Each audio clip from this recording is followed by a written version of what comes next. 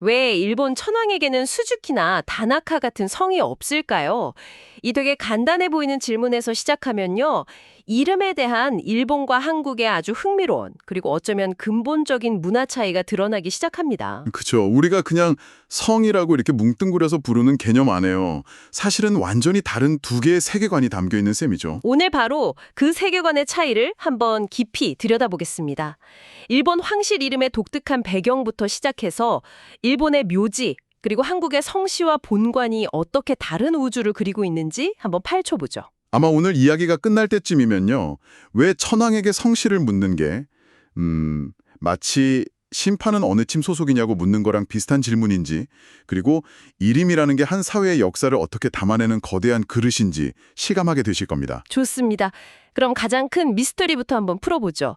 도대체 왜 천황에게는 성이 없는 걸까요? 핵심부터 말씀드리면 천황은 성을 받는 존재가 아니라 내려주는 존재였기 때문입니다. 역사적으로 천황은 신하들에게 우지나 가바네 같은 이름과 사회적 지위를 부여하는, 그러니까 이름 시스템의 맨 꼭대기에 있는 유일한 존재였거든요. 아, 그러니까 모든 규칙을 만드는 심판이 특정 팀 유니폼을 안 입는 거랑 같은 거군요. 스스로 그 시스템의 일부가 될 필요가 없었던 거네요. 정확히 그 비유가 맞습니다. 모든 성씨의 근원이자 수요자인데 그 체계 안에 속할 수가 없는 거죠. 잠깐만요. 그럼 우리가 뉴스에서 듣는 아키시노노미야 같은 이름은 뭔가요? 저는 그게 당연히 성인 줄 알았는데요. 많은 분들이 바로 그 지점에서 헷갈려 하십니다. 그건 성씨가 아니고요. 미야고, 우리말로 하면 궁어입니다. 네, 일종의 집 이름 같은 거죠. 황족 남성이 결혼 등으로 독립해서 새로운 세대를 꾸릴 때 천황이 내려주는 칭호입니다. 뭐랄까, 대를 이어가는 가문의 성이 아니라 그 특정 미야케, 즉 그 세대의 호칭인 셈이에요. 아, 그럼 그 궁호는 한 번 받으면 평생 가는 건가요? 아니면 천황이 되면 사라지나요? 지금 나루히토 천황도 예전에 궁호가 있었을 텐데 그건 이제 안 쓰는 거잖아요. 네, 맞습니다. 나루히토 천황도 어린 시절에는 히로노미야라는 아명, 즉 초고가 있었고요. 황태자 시절 궁호도 있었지만 천황이 되면서 그 칭호들은 모두 사용하지 않게 됩니다. 개인에게 주어진 한시적인 호칭이지 우리가 생각하는 영속적인 성씨와는 개념이 완전히 다릅니다. 역사적, 개념적으로 그렇다는 건 이제 이해가 됐습니다. 근데 법적으로도 뭔가 특별한 장치가 있다고 들었어요. 그렇습니다. 모든 일본 국민은 고세키라는 가족관계 등록부에 이름과 신상 정보가 기록이 되거든요. 하지만 황실은 이 고세키의 적용을 받지 않습니다. 아, 그러니까 일본 국민은 전부 국가 전산망에 등록되는데 황실은 마치 별도의 암호화된 서버에 따로 관리되는 거군요. 접근 권한부터 다른 거네요. 와, 아주 이해하기 쉬운 비유네요. 황실은 고토후라는 황실만의 족보에 기록됩니다. 현대 일본법에서 성씨, 즉 우지는 이 고세키 제도랑 아주 밀접하게 연결이 되어 있기 때문에 이 시스템 밖에 있는 황실은 법적으로도 성씨를 가질 수 없는 구조가 되는 겁니다. 역사적으로도 법적으로도 완벽하게 분리되어 있군요. 그런데 여기서 진짜 궁금한 게 생겼습니다. 천황에게 성이 없다면 우리가 역사책에서 귀에 못이 박히게 들었던 그 미나모토나 다이라는 도대체 정체가 뭔가요? 그들도 분명 천황의 핏줄, 친척 아니었나요? 바로 그 지점이 일본 이름의 역사를 이해하는 가장 극적인 반전입니다. 그들은 분명 황족이었지만 신하의 신분으로 내려온, 즉 신세키 고각한 사람들입니다. 신하의 신분으로 내려왔다고요? 그게 무슨 뜻이죠? 황족 지위를 포기했다는 건가요? 그렇습니다. 황족의 수가 너무 많아지면 국가 재정에 부담이 되기도 하고 또 정치적으로 복잡해지니까요. 이때 천황이 황족의 신분을 떠나는 이들에게 이제 너는 내 신하가 되었으니 이 이름을 사용해라 하고 하사한 것이 바로 미나모토나 다이라 같은 시족명, 즉 우지입니다. 잠깐만요. 그럼 미나모토는 천황 가문의 성이 아니라 오히려 황실 가족에서 나가면서 받은 이름이라는 건가요? 뭐 일종의 퇴직금 같은 건가요? 이건 정말 충격인데요. 한국의 성씨 개념하고는 완전히 반대 방향이네요. 그렇죠. 황족일 때는 이름이 없다가 황족이 아니게 되면서 비로소 성을 얻게 되는 셈입니다. 이 개념을 이해하시려면 일본 이름의 변천사를 잠깐 짚어볼 필요가 있어요. 네, 그게 필요하겠네요. 우지, 카바네, 묘지. 한자는 비슷한데 이게 다 다른 개념이라고요? 아주 간단하게 한번 비유를 해볼게요. 고대에는 혈연 집단을 나타내는 우지가 있었습니다. 이게 일종의 클랜 이름이죠. 후지와라 클랜처럼요. 아, 클랜 이름. 네, 그리고 그 클랜의 사회적 등급이나 직책을 나타내는 가바네라는 게 있었습니다. 후지와라 클랜 소속의 장군 등급, 이런 식으로요. 그럼 지금 우리가 쓰는 성은 어디서 나온 건가요? 그게 바로 묘지입니다. 중세시대에 무사들이 자기 영지나 사는 동네 이름을 따서 부르기 시작한 일종의 별명 같은 거였어요. 별명이요? 네, 나는 아시카다 동네에 사는 미나모토 클랜 사람이야 하다가 그냥 자기를 아시카가라고 부르기 시작한 거죠. 아, 잠시만요. 정리 좀 해볼게요. 그럼 우지가 원조 혈족 클랜 이름, 바바네는 그 클랜의 사회적 등급이나 직책 같은 거고, 묘지는 나 이 동네 살아 하고 깃발 꽂은 데서 나온 별명 같은 거군요. 그 별명이 나중에 공식 이름이 된 거고요. 네, 정확히 그런 흐름입니다. 별명이라는 표현이 아주 이해하기 쉽네요. 그 묘지가 메이지 시대 이후 모든 국민이 사용하는 현대적인 의미의 성이 된 겁니다. 와, 일본은 이름이 집이나 땅을 중심으로 변해왔다는 게 정말 신기한데 이게 한국과 정반대라서 더 흥미로운 것 같아요. 한국에서는 누구네 집 김씨가 아니라 어디 김씨냐, 즉 혈통의 뿌리를 묻잖아요. 여기서 본관 이야기가 나오는 거죠. 맞습니다. 드디어 한국 이야기로 넘어왔네요.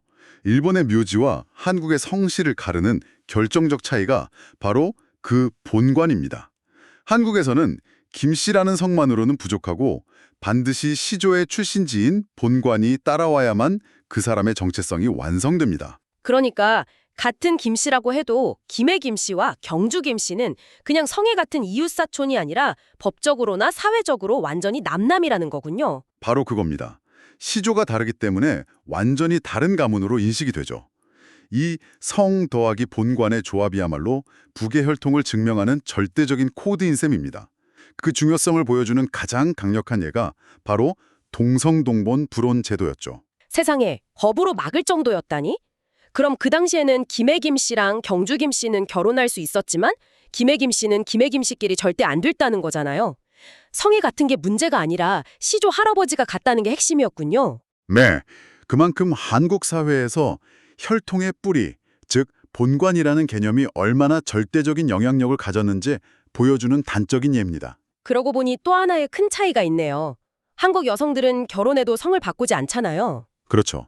성과 본관은 아버지로부터 물려받은 불변의 혈통, 그 자체를 의미하기 때문에 결혼이라는 사회적 계약으로 바뀌지 않는다고 보는 겁니다. 자녀는 당연히 아버지의 성과 본관을 물려받고요. 맞아요.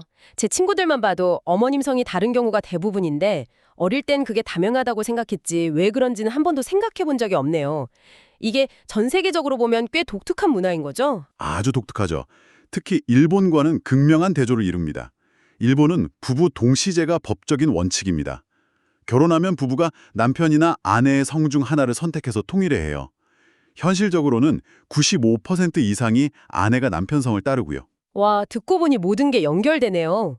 일본의 성은 결국 어느 집에 속해 있는가라는 주소 같은 느낌이고 한국의 성과 본관은 누구의 피를 이어받았는가라는 증명서 같은 거군요.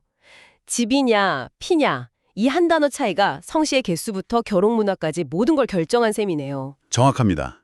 집이냐, 피냐, 그게 핵심입니다. 그 차이 때문에 일본에는 지명, 직업 이런 데서 유래한 성이 약 30만 개 이상으로 추정될 만큼 다양합니다.